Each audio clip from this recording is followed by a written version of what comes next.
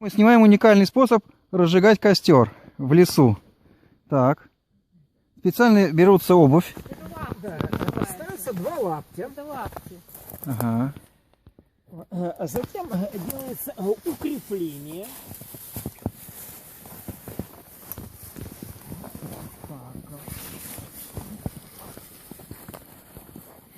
Так. Сюда газик. Да, это много. И вот так вот пару веточек скрепляющих. Ага.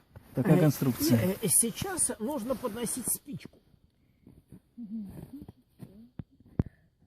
Итак, продолжаем. Продолжаем. Сверху кладем голубую тряпку. Именно голубое. Именно голубую. Вот. И получается, поджигаем жовто-блакитный прапор. Что? Вот. Ну, гарно хлопці сразу розуміли. Ага. 3. 3. Раз, два, три. Опа. Дайте газету. Вот так вот. Происходит разведение костра в Тверской области. Это, то есть, авторский метод, уникальный. Истинно так. Костер на лаптях, да? Или как он называется? Новогодний костер. Совершенно верно.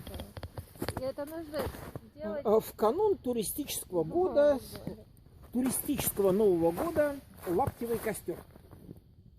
Ух ты, лаптевой. О, видал, как лапти горят? Чего себе. Ой, отойди оттуда, пожалуйста. Отойдите в эту воду. Так, дальше покладываем ветки. Очень хорошо горят лапти, да. Да, смотри, как лапти замечательно горят. Вы раньше слушали музыку на костях, пластинки такие на снимках, ну,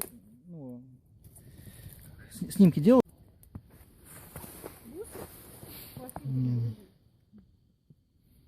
На груди кольчуги, что ли?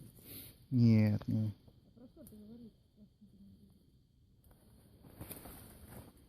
Раньше? Так, раньше слушали музыку на костях на рентгеновских снимках, а теперь разводят костер на лаптях. Вот как лапти разгорелись у нас. Чудо лапти. Травичка подпадает.